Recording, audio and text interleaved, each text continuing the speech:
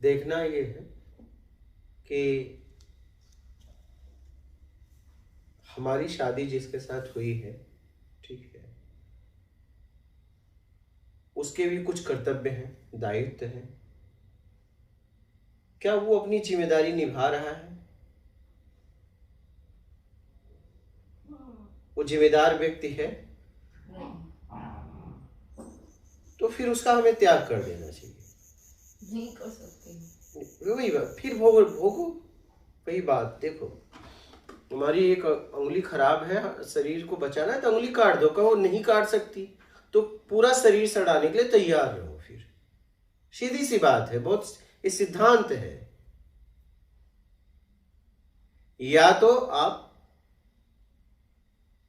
उसे जवाबदारी निभाने के लिए, कर्तव्य निभाने के लिए विवश कर दो, नहीं छोड़ दो उसे।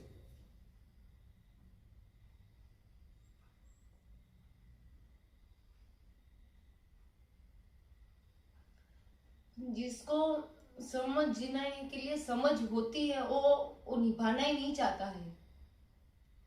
समझ भी है पर जब तक उसको ऐसे लग रहा है कर रही है तो उसको करने दे। और मैं इन मगजमारी में पढ़ना नहीं चाहती हूँ कि भाई रोज झगड़ा करने से अच्छा मैं अपना कर लूंगी। नहीं, आप तो धीरे धीरे घुटन में जा रहे हो ना, पूरी तरह, एक पीड़ा में जा रहे हो ना। पूरी तरह से बात उतनी सी नहीं है। उससे क्या होता है, मानसिक स्थिति बहुत खराब होती चली जाएगी। हम जिससे हमारा विवाह हुआ है, क्या वो एक जिम्मेदार व्यक्ति है कि बस एक शरीर की भूख तक है? क्या उसकी समझ है? एक तरफ आप बोलते हो कि उसको कर्मों के हिसाब से तुमको मिला है, तो इन दोनों की चीज में मेरे को ये होता है कि ये मेरा कर्म समझू कि उनकी लापरवाही समझू। मुझे कर्मों के हिसाब से मिल गया है, हाँ। लेकिन उस कर्म में मुझे ईमानदारी रखनी है। नहीं, अगर मैं एक गलत व्यक्ति का साथ दे रहा हूं, इसका मतलब मैं कर्म बंधन उसके साथ आगे भी बांध रहा हूं। मुझे मेरे कर्म से जरूर मिला है, लेकिन मुझे वहां ईमानदारी से जीवन जीना है।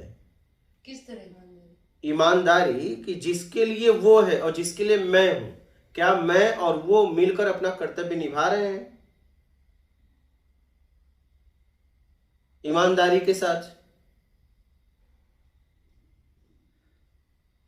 सही इंसान से पूछ जाते, झूठे इंसान से कैसे पूछे जो गलत इंसान है? तो छोड़ दो ना, उसका त्याग करो ना।